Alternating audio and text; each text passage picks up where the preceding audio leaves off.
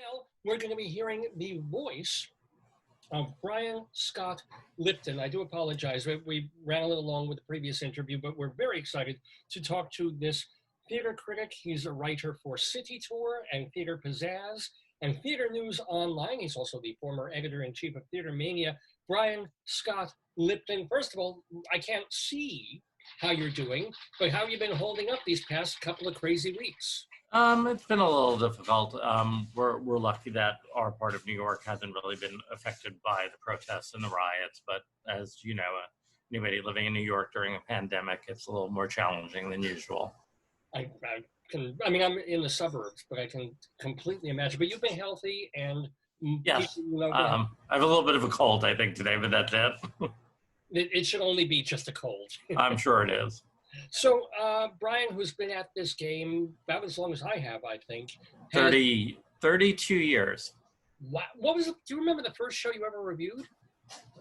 I was trying to think about that. I think, and the answer is actually no. I mean, in college, I was actually the theater critic for the Tufts Daily. So technically, it would be the first show I did there. But professionally in New York, I believe it was some off-Broadway show.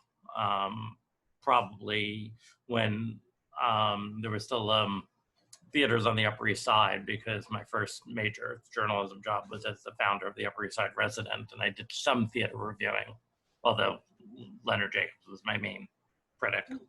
I used to write for the. Yes, that's how we met. You wrote for me.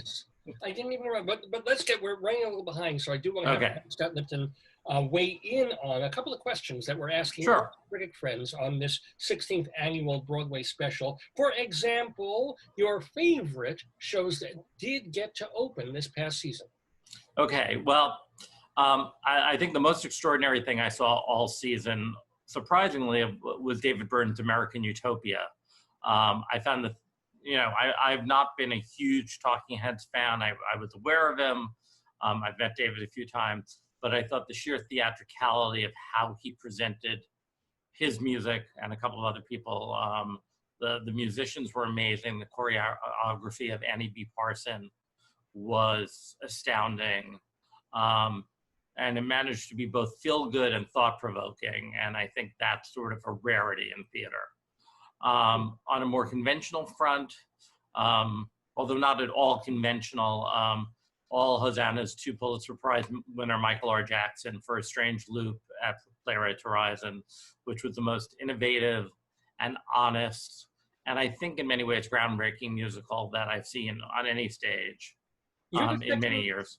Second person who talked about Strange Loop, but I didn't get a sense of what the show was about. I didn't get to see it. It was an autobiographical story of a young Black gay man's struggles with his identity and with his family and with his place in the community. And obviously, although I'm no longer young and never been Black, and thank God we have those voices out there, I am gay. And some of that spoke to me. Part of it was very profane. It was very outlandish. All kudos to Playwrights Horizons for actually producing it and producing probably the best season I've ever seen them produce in the 30 years I'm doing this, including Will Arbery's Heroes of the Fourth Turning. I hope once the pandemic is over, one of the things we learn is that theater needs to take more chances. I know for Broadway that may be harder financially, but we really, really need to do that. One of the things that was disappointing about Broadway was, shall we say, the conventionality and familiarity of so much that we got to see.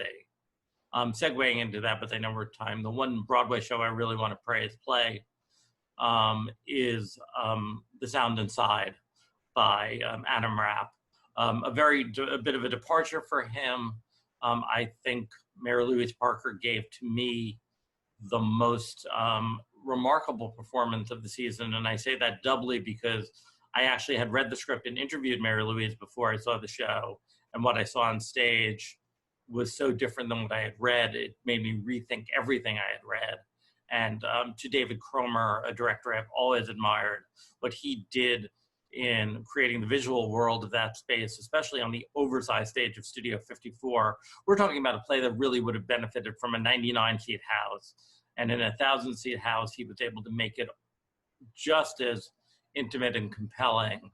And it was really a thought-provoking play. I've had more interesting conversations about what that play meant after I saw it than I did with almost anything else I saw this season. So those would be my three real standouts. Cool. Now, we also want to ask Brian Scott Lipton, speaking of standouts, what has stood out to you of your whole 30 plus years of doing what we do as being like the most profound, best, most memorable theater moment ever? Oh, okay. I didn't realize it was just limited to 30 years because, to be honest, my parents... Make it 40 or 50 since you're a kid. Yeah, 60. I'll be 60 this year, and I literally started going to the theater when I was 4 years old. So thanks to my parents. So I've had a lot. I was going to say probably the most profound for me or the most memorable was actually seeing the original production of Sweeney Todd. I was 19 years old. I had never gotten to see a Sondheim show, although I had a few of them on CDs. And my father actually surprised me by buying tickets, and more so buying tickets, if I recall, in the second row. And being that close to Angela Lansbury and Len Cariou, who I later got to know as people, to see that incredible production by Hal Prince, and to just be part of that whole atmosphere really made me, it was the most serious show I had seen up until that point. It really made me rethink, in a way, what you could do with the theater. I mean, I saw the original Fiddler later on. I actually saw Ethel Merman in a revival of Annie Get Your Gun in 1966. I had seen a lot of great theater really up until that point, but that kind of almost changed the trajectory of how I really thought about theater, and probably furthered my resolve about how I wanted to be a part of it as a career. And for better and worse, and probably better, it turned out to be as a critic rather than as an actor. But it affects all of us in different ways and sends us on skittering down different trajectories, of course. So, and certainly in the time I've been reviewing, there have been so many great shows. But as cliche as it sounds, I do have to tip my hat off to Lin-Manuel Miranda and Hamilton, a show I was lucky enough to see 3 times, once off Broadway, twice on Broadway, and something that, unlike a lot of other shows I really loved, really expanded what it meant to me and what it meant each time I saw it. And that's a rare thing.